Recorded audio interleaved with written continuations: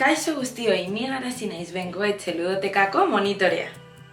Gaurko bideoan gure zigiluak sortuko ditugu, nahi dugun formekin eta koloreekin. Horretarako bakarrik behar dugu. Goma eba, kola, badakizuen nik beti bezala silikona beroa erabiliko dut bizkorrago lehortzen delako, eta goma eba itxasteko euskarriak. Edo zer gauza izan daiteke, nik material birziklatua erabiliko dut. Adibidez, apoiak, kartoizko kutxak, tutuak, edo beste kutxa plastikozko kutxak, nahi duzuena. Horrez gain, zigiluei kolorea emateko, tenperak erabiliko ditugu. Orduan horretarako, pintzela eta tenperak erabili behar ditugu. Lehenengo eta behin, goma eba hartuko dugu. Berdin da kolorea.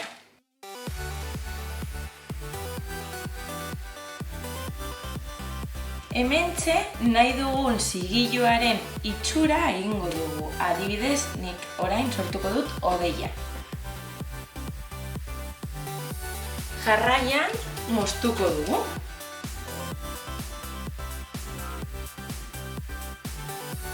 Nahi ditugun formak egin alditugu. Hodeiak, triangeluak, karratuak. Txikiagoak ere egin alditugu. Izarrak, bihotxak. Tamainaren arabera, euskarri bat edo beste bat erabiliko dugu. Adibidez, izar txiki hau tapoi batean itsatsi dezakegu. Aldiz, karratua edo triangelu handia kutxa batean jarriko dugu. Orduan, silikona beroarekin edo zuen kasuan kolarekin hasiko gara gure piezak itxasten. Adibidez, kutxa honetan karratu bat itxatziko dut. Hemen ordea jarriko dut alde batean triangelua eta bestean adibidez hodeia. Tapoi honetan izarra jarriko dut.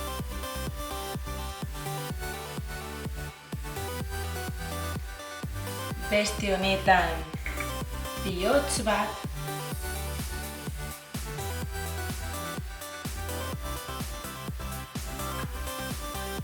Karratu bat.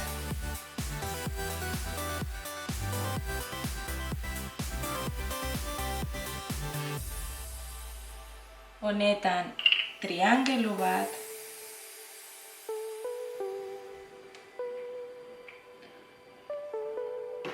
Beste aukera bat da tutu hauek erabiltzea.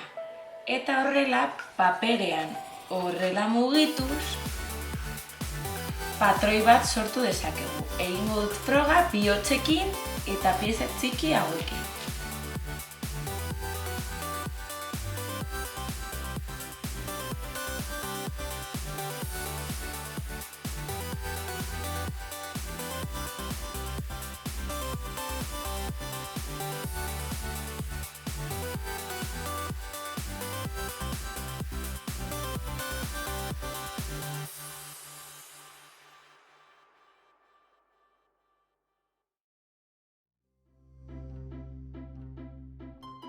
Gure pintzela eta gure margoa hartuko dugu, zigilua margoztuko dugu.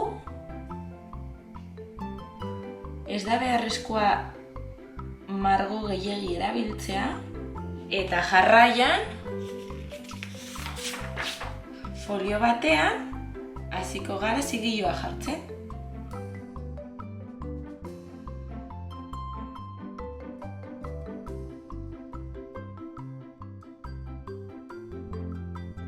Beste zigilu bat, beste kolore batekin erabili dezakegu.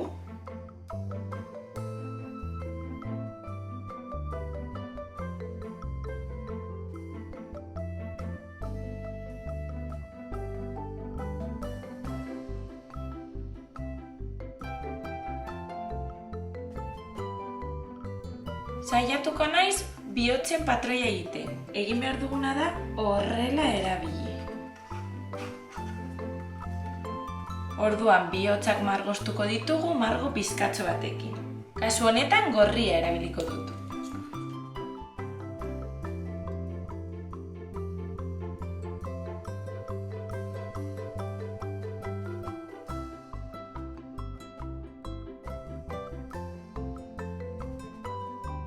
Atzamarrak barrutik sartuko ditugu eta hasiko gara.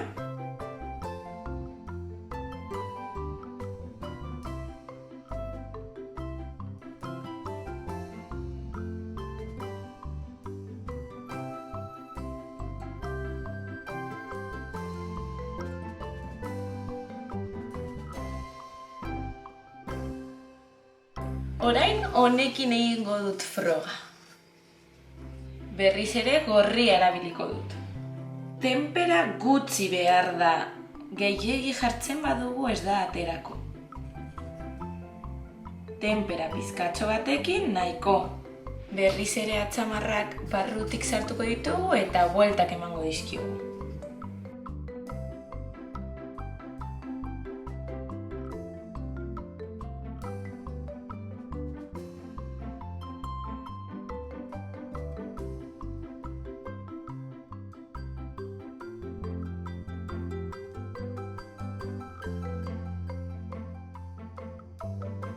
Orain, saiatuko naiz marrazki handiago bat egiten.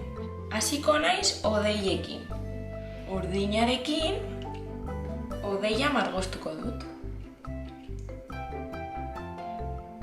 Gogoratu, ez da beharrezkoa margo gehiegi erabiltzea.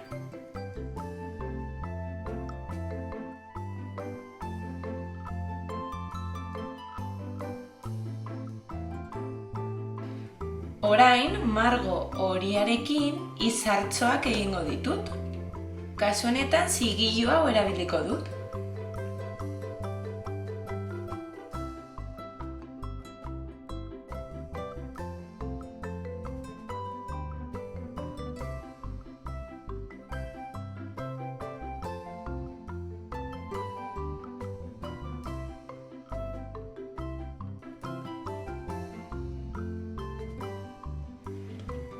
Gero, karratu hau eta triangelu hau erabiliz etxetxoak sortuko ditut.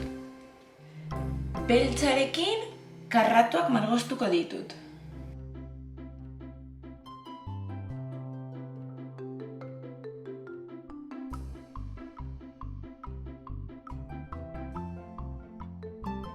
Teilatuak triangelu honekin egingo ditut eta kolore gorriarekin.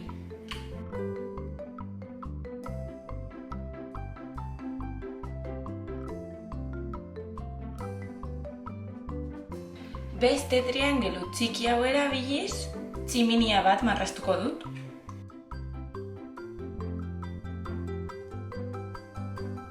Eta kolore txuria eta lauki hau erabiliz, etxetxoei leihoak egingo dizkiet.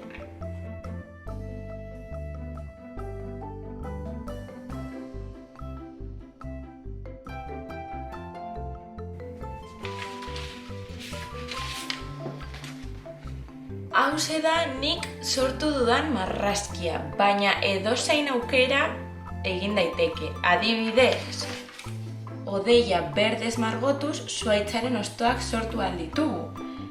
Eta beste hau marroiz margotuz zuhaitzaren enborra sortu dezakegu. Gainera, goma ebarekin nahi ditugun forma guztiak sortu ahal ditugu. Adibidez, horrelako bat sortuz, tximinien kea sortu dezakegu edo nahi duguna. Orduan, ditugun aukerak amaigabeak dira. Frogatu etxean eta kontatu mesedez. Hauxe izan da gaurko bideoa. Espero dut marrazki zoragarriak sortzea gure zigilu hauekin. Gogoratu web orriaren bidez nirekin hitz egin ahal duzuela. Hurrengora arte!